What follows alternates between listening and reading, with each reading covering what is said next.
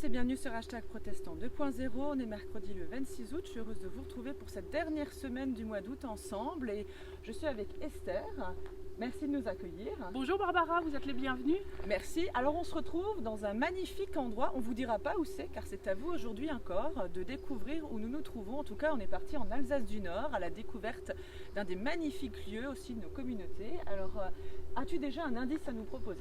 L'indice est dans l'image. Je ne sais pas si vous voyez, on est certes en ville mais aussi au vert. Un beau mélange que nous utilisons beaucoup dans nos activités communautaires aussi. Super, donc à la ville et aussi un peu à la campagne. C'est ça. Voilà, peut-être avez-vous déjà trouvé, donc n'hésitez pas déjà à répondre en commentaire sur YouTube, Facebook et Instagram. Dites-nous où vous pensez que nous nous trouvons et tout de suite, on vous donne rendez-vous pour la méditation. Deuxième indice pour ce lieu d'Alsace du Nord. Dans notre église, nous avons une partie de la fresque de la réconciliation. Et le tableau que vous voyez ici illustre le texte de Jean 8. Jésus se rendit à la montagne des Oliviers. Mais dès le matin, il alla de nouveau dans le temple, et tout le peuple vint à lui. S'étant assis, il les enseignait. Alors les scribes et les pharisiens amenèrent une femme surprise en adultère. Et la plaçant au milieu du peuple, ils dirent à Jésus : « Maître, cette femme a été surprise en flagrant délit d'adultère. Moïse dans la loi nous a ordonné de lapider de telle femme. Toi donc, qu'en dis-tu » Jésus s'étant baissé, écrivait avec le doigt sur la terre. Et comme il continuait à l'interroger, il se releva et leur dit : « Que celui de vous qui est sans péché jette le premier la pierre contre elle. » Et s'étant de nouveau baissé, il écrivait sur la terre. Quand ils entendirent cela, accusés par leur conscience, ils se retirèrent un à un, depuis les plus âgés jusqu'au dernier. Et Jésus resta seul avec la femme qui était là au milieu. Alors s'étant relevé, et ne voyant plus que la femme, Jésus lui dit : « Femme, où sont ceux qui t'accusaient ? Personne ne t'a-t-il condamné ? » Elle répondit : « Non, Seigneur. » Et Jésus lui dit : « Je ne te condamne pas non plus.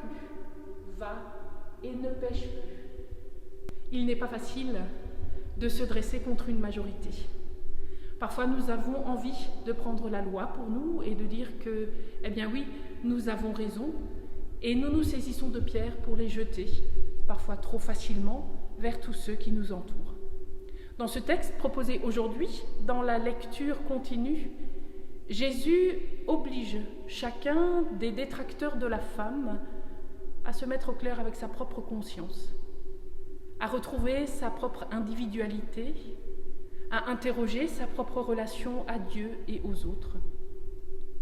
D'une masse haineuse naissent des individus repentants, des personnes qui se mettent en route et qui réapprennent à découvrir pour eux l'amour de Dieu et du coup à le partager pour l'autre, celle que tout accusait.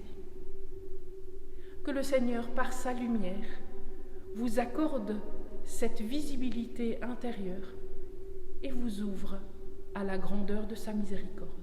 Alors voici donc un autre indice, Esther, dis-nous donc. Cet indice est double. Tout d'abord, pour ce temps de prière, je vous invite à contempler cette croix, sculptée tout spécialement pour notre Église. Et puis, je vous invite à prier en allemand, signe de notre communauté qui très souvent a une réalité bilingue. Geh mit Gottes Segen. Halte schützend seine Hand über dir. Bewahre deine Gesundheit und dein Leben und öffne dir Augen und Ohren für die Wunder der Welt. Schenke dir Zeit zu verweilen, wo es deiner Seele bekommt. Halte Streit und Übles fern von dir. Mache dein Herz froh, deinen Blick weit.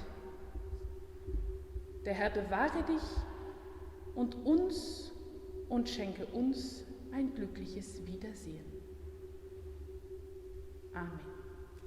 Alors Esther, tu nous emmènes voyager. On a pris la hauteur. C'est ça. Voilà, on est monté dans cette église. Voilà, toujours à vous de trouver où c'est. Et tu nous fais découvrir dans cette salle une fresque. En tout cas, il y en a plusieurs, mais là, c'est une fresque assez impressionnante. Alors c'est une fresque qui date probablement du XIVe siècle et qui était en surplomb d'un autel qui avait sa place là en dessous. Alors c'est très difficile de savoir exactement ce qui y est représenté. Ce qu'on reconnaît le mieux sur la 5e ligne horizontale, ce sont les 4 évangélistes, donc Jean, Luc, Matthieu et Marc, avec leurs signes respectifs, donc le taureau, l'aigle, le lion et l'ange. Voilà. Et puis, c'est un endroit qui n'est pas directement accessible, donc un petit peu caché dans notre église. Alors ici, une autre fresque retrouvée également. Voilà, même 2 fresques, vous le voyez. Alors, c'est une fresque qui représente visiblement un évêque. Et puis, à gauche, vous le voyez, une scène de torture absolument exquise où des boyaux sont enroulés. Et c'est le martyre de Saint Érasme. D'accord. Heureusement qu'on est au matin, bien sûr. C'est ça. Et de ce côté-là, alors, connu. De ce côté-là, une des fresques qui est le symbole de cette église en haut, qui s'appelle la Vierge à la licorne.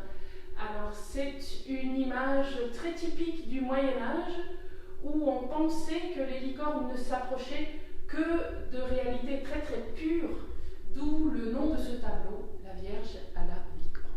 Alors ici, on se retrouve dans l'antre de l'église, c'est-à-dire quasiment au sommet, dans la charpente. C'est la charpente de notre église, qui est une charpente absolument remarquable, parce qu'elle supporte un toit très très grand et très très long, et elle est construite entièrement en bois, y compris les chevilles. C'est une des grandes œuvres des charpentiers d'Alsace. Il n'y a pas un bout de métal. Non, pas un bout de métal.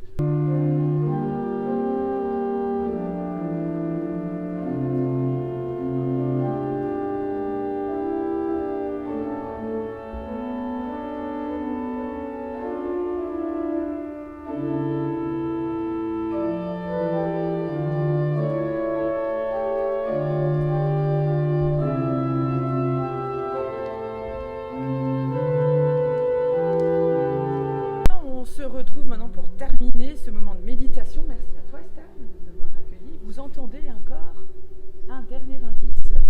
Alors, à vous de découvrir où nous nous trouvons. Alors Esther, le mot de la fin.